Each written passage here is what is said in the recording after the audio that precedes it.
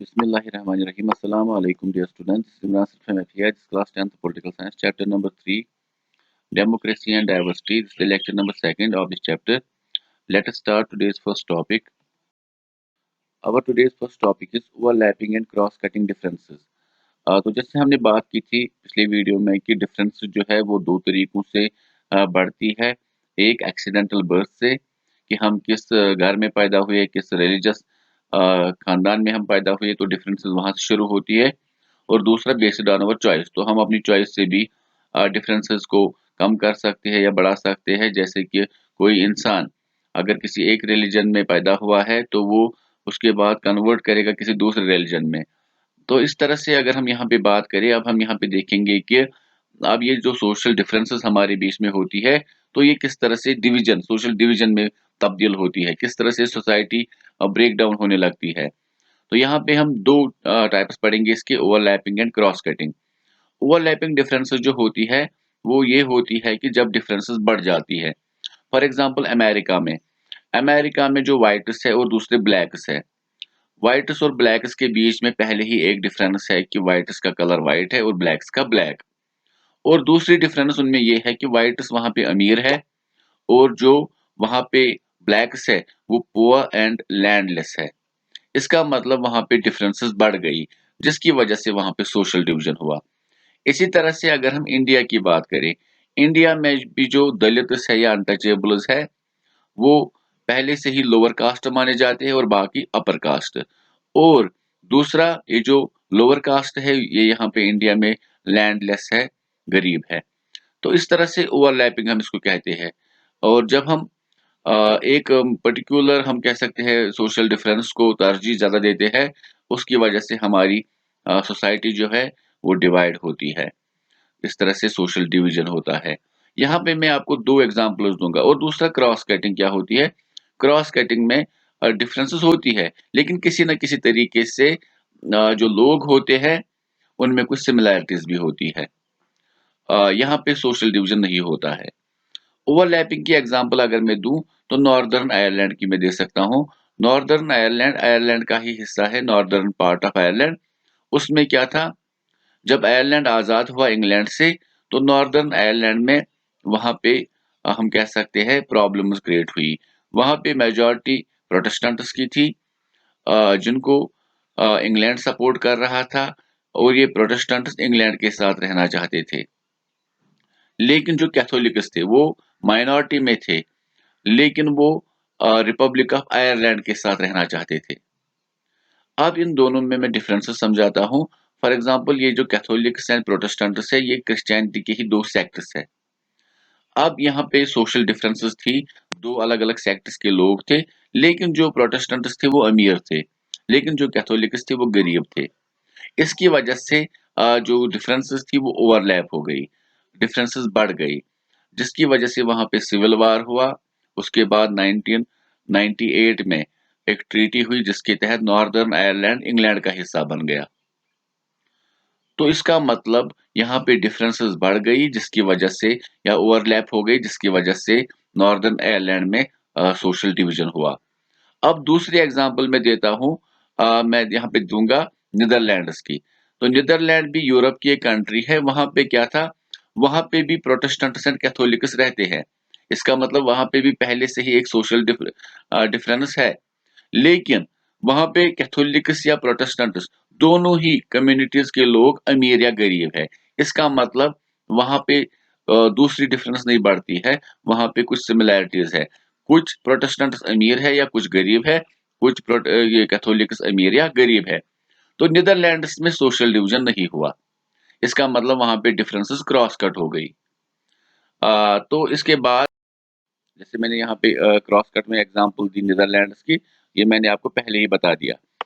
तो हमने देखा कि जहाँ पे प्रॉब्लम्स या हम कह सकते हैं सोशल डिफरेंसेस ओवरलैप होती है वहां पे प्रॉब्लम्स होती है, वहां पे सोशल डिवीजन होता है। लेकिन जहाँ पे क्रॉस कट होती है डिफरेंसेस वहां पे सोशल डिवीजन नहीं होता है।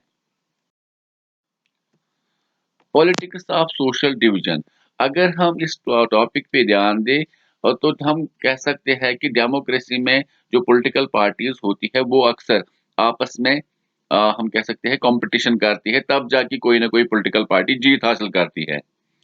लेकिन यहाँ पे हमें इस टॉपिक में देखना है कि जो सोशल डिविजन्स है, वो किस तरह से अफेक्ट करते हैं पॉलिटिक्स को और पॉलिटिक्स क्या करता है उन सोशल डिविजन्स के लिए। तो इस टॉपिक में हमें यही देखना है। तो अगर हम देखें, जैसे मैंने पहले कहा कि डेमोक्रेसी में कंपटीशन होता है पॉलिटिकल पार्टीज के बीच में, तो अगर हमारी कंट्री में पहले से ही सोशल डिफरेंसेस वगैरह है, तो ये पॉलिटिकल पार्टीज जो है ये उसको और ज़्यादा एक्सप्लोसिव बना सकती है, क्योंकि पॉलिटिकल पार्टीज अक्सर कास्ट के नाम पे, रिलीजन वगैरह के नाम पे वोट्स माँगते हैं। जिसकी वजह से अगर एक्सिस्टिंग सोशल डिफरेंसेस है, तो उसकी वजह से हमें और ज़्यादा प्रॉब्लम्स का सामना करना पड़ेगा। और ज़्यादा सोशल डिवीज़न होने का खतरा है। तो मैं कुछ एग्ज़ाम्पल्स दूँगा किस तरह से ऐसा हो सकता है। ये जो पॉलिटिक्स हम कह सकते हैं मिक्स जब हम करेंगे एक्सिस्टिंग सोशल डिवीज़न के लिए, तो उस वक़्त किस तरह से प्रॉब्लम्स हो सकती है। यहाँ पे फिर से हम आएँगे नॉर्दर्न आयरलैंड की एग्ज़ाम्पल पे। तो नॉर्दर्न आयरलैंड में जैसे मैंने पहले कहा कि वहाँ पे 2 अलग-अलग सेक्ट्स के लोग थे क्रिश्चियनिटी के। प्रोटेस्टेंट्स वहाँ पे 53% थे और क्या रोमन कैथोलिक्स 44% थे। जैसा मैंने पहले कहा, प्रोटेस्टेंट्स को सपोर्ट था इंग्लैंड का, वो इंग्लैंड के साथ रहना चाहते थे। अगर हम यहाँ पे बात करें, दूसरे थे कैथोलिक्स। कैथोलिक्स किनके साथ रहना चाहते थे? आयरलैंड के साथ रहना चाहते थे। तो कैथोलिक्स ने वहाँ पे एक पार्टी बनाई थी, नेशनलिस्ट पार्टी, और जो प्रोटेस्टेंट्स थे उन्होंने बनाई थी यूनियनिस्ट पार्टी। अब दोनों ग्रुप्स में वहाँ पे लड़ाई हुई। वहाँ के जो प्रोटेस्टेंट्स के जो पॉलिटिशियंस थे वो चाहते थे हम इंग्लैंड के साथ रहे, कैथोलिक्स के पॉलिटिशियन चाहते थे हम आयरलैंड के साथ रहे। इस तरह से नॉर्दर्न आयरलैंड में काफ़ी ज़्यादा प्रॉब्लम्स हो गई। 1920 से लेकर तकरीबन तकरीबन 1998 तक सिविल वार चला, जिसकी वजह से बहुत सारे लोग वहाँ पे मारे गए। और बाद में 1998 में वहाँ पे एक ट्रीटी हुई जिसके तहत नॉर्दर्न आयरलैंड इंग्लैंड का हिस्सा बना, और इस तरह से वहाँ पे ये जो सिचुएशन थी बहुत ज़्यादा खराब थी, वो हल हो गई। इसी तरह से यूगोस्लाविया, अगर आपको याद हो, मैंने आपको एक टॉपिक पढ़ाया था हिस्ट्री के पहले चैप्टर में, नेशनलिज्म इन यूरोप। तो उसमें हमने पढ़ा था कि जो बाल्कन स्टेट्स थी, तो बाल्कन स्टेट्स किस तरह से लेट 19th सेंचुरी में आज़ाद हो गई और आपस में वो लड़ने लगी। वो एक दूसरे से मजबूत होने लगी थी, मतलब होना चाहते थे। जिसकी वजह से जो बिग पावर्स थे जैसे कि रशिया, फ्रांस, इंग्लैंड, वो भी उन बाल्कन स्टेट्स पे कंट्रोल हासिल करना चाहता था। और बाद में हमने देखा कि किस तरह से फर्स्ट वर्ल्ड वॉर का रीज़न भी या काज़ भी वो बना, ये बाल्कन स्टेट, जिसकी वजह से फर्स्ट वर्ल्ड वॉर हुआ। लेकिन उसके बाद क्या हुआ, 1 दिसंबर 1918 को जब फर्स्ट वर्ल्ड वॉर खत्म हुआ, तो इन्होंने मिलकर एक ही कंट्री बनाई जिसका नाम रखा यूगोस्लाविया, जिसमें Serbia, Montenegro, states of Slovenia, Serbia, Austria, Hungary, Fiume, इन्होंने मिलकर एक ही कंट्री बनाई यूगोस्लाविया, और इन्होंने इसकी कैपिटल रखी बेलग्रेड। लेकिन यहाँ पे भी यही प्रॉब्लम हुई। जो पॉलिटिशियंस थे, फॉर एग्जांपल सर्बिया के पॉलिटिशियन सर्बिया के लिए अच्छा करना चाहते थे, मोंटेनेग्रो के मोंटेनेग्रो के लिए, क्रोएशिया के क्रोएशियन लोगों के लिए। तो इस तरह से इस कंट्री में काफ़ी ज़्यादा प्रॉब्लम्स क्रिएट हुई, और फाइनली 1992 में ये जो यूगोस्लाविया थी ये डिसइंटीग्रेट हुई into 6 states. Uh, 6 independent countries में ये डिवाइड हुई, जैसे कि Croatia, Slovenia, Macedonia, Bosnia and Herzegovina, और लास्ट में फेडरल रिपब्लिक ऑफ यूगोस्लाविया। अब ये जो फेडरल रिपब्लिक ऑफ यूगोस्लाविया था, इसमें 2 कंट्रीज आती थी, जैसे कि सर्बिया, और इसमें आती थी दूसरी मोंटेनेग्रो। और लेकिन 2006 में वो 2 कंट्रीज़ भी फिर आज़ाद हो गई। तो ये यूगोस्लाविया इस वक़्त कोई कंट्री नहीं है, बल्कि ये जो कंट्री 1918 में बनी थी, अब ये अलग-अलग 6 कंट्रीज़ में बँटी हुई है। तो जैसे मैंने पहले ही कहा कि जिस तरह से हम हमारे पॉलिटिशियंस वग़ैरह हमारे social division existing social divisions का गलत इस्तेमाल कर सकते हैं, तो वो उस सिचुएशन को एक्सप्लोसिव बना सकते हैं और हमारी कंट्री को हम कह सकते हैं डिसइंटीग्रेट कर सकते हैं। लेकिन अगर हम देखें, दुनिया की हर एक कंट्री में किसी न किसी किस्म की सोशल डिफरेंसेस या सोशल डिविज़न्स ऑलरेडी होते हैं। लेकिन बहुत सारे पॉलिटिशियंस वगैरह उनको हम कह सकते हैं सँभाल सकते हैं, जिसकी वजह से प्रॉब्लम सॉल्व होती है। जैसे हमने बेल्जियम की मिसाल पढ़ी, जिस तरह से बाकी कंट्रीज या इंडिया की हम एग्जांपल देंगे, इंडिया में भी अलग अलग डाइवर्सिटी बहुत ज़्यादा है। यहाँ पे भी अलग अलग लैंग्वेजेस के लोग, रिलीजन्स के लोग, अलग अलग कास्ट्स के लोग एक साथ रह रहे हैं, लेकिन फिर भी आज तक यहाँ पे जो पॉलिटिशियंस वगैरह है तो उसका ज़्यादा असर उस पे नहीं पड़ा है। तीन चीजें ऐसी है जिसकी वजह से सोशल डिविजन्स होती है, सिर्फ ये तीन चीजें। ये एक इम्पॉर्टेंट क्वेश्चन भी आपके जो टेक्सचुअल क्वेश्चंस में आता है कि आप तीन फैक्टर्स बताइए जिसकी वजह से सोशल डिविजन्स होते हैं। सबसे पहला फैक्टर जो है वो है how people perceive their identities. लोगों की क्या सोच होती है अपनी आइडेंटिटीज को लेकर। फॉर एग्जाम्पल, अगर मैं सोचूंगा कि मैं मुसलमान हूँ, मैं हिंदुओं के साथ मिलकर नहीं रहना चाहता, मैं कश्मीरी हूँ, मैं बाकी इंडिया से अलग हूँ, तो मैं दूसरे लोगों के साथ फिर मेल नहीं कर पाऊंगा, उसकी वजह से डिसइंटीग्रेशन हो सकती है। अगर जैसे हमने एग्जांपल दी नॉर्दर्न आयरलैंड की, तो वहां के लोगों ने अपने आप को कैथोलिक या प्रोटेस्टेंट समझा। अगर वो लोग समझते कि हाँ we are the citizen of northern Ireland और आयरलैंड, तो वहां पे वो प्रॉब्लम नहीं होती। तो हमें जो है हमें हमें अपनी जो पहचान है ये थोड़ी सी डिफरेंट रखनी पड़ेगी। हमें टॉलरेंट रहना पड़ेगा बाकी लोगों के लिए भी।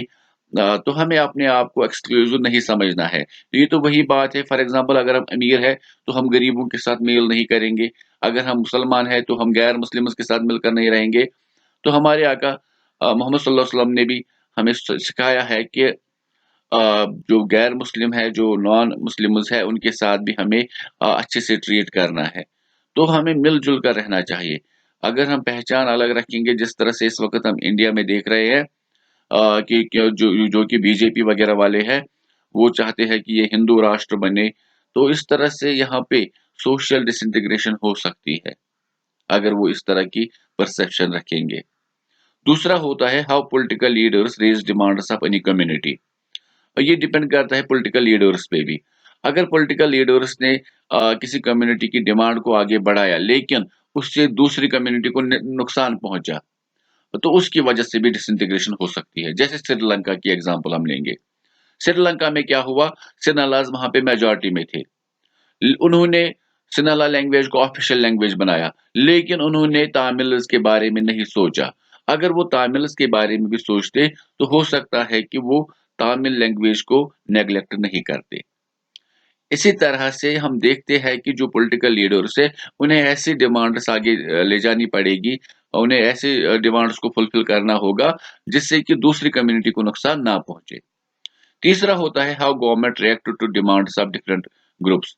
तो तीसरा होता है कि गवर्नमेंट रिएक्ट कैसे करते हैं अलग अलग ग्रुप्स की डिमांड्स को। जैसे यहाँ पे हम एग्जांपल देंगे कि अगर फॉर एग्जांपल कोई कम्युनिटी डिमांड कर रही है कि हमें कोई चीज दे दो, हमें कोई यूनिवर्सिटी चाहिए या कोई और चीज चाहिए, अगर गवर्नमेंट को लगता है कि वो जेन्युइन डिमांड है, उनको वो फुलफिल करना होगा। लेकिन अगर गवर्नमेंट लोगों की जेन्युइन डिमांड्स को पूरा नहीं करेगी, तो उसके बाद ये जो लोग हैं, ये परेशान होकर उस गवर्नमेंट के खिलाफ हथियार उठा सकते हैं। जैसे कि अगर हम बात करें बेल्जियम में, जो सोशल डिवीजन थी उसको खत्म किया गया जब वहां पे कॉन्स्टिट्यूशन में अलग अलग चेंजेस लाई गई।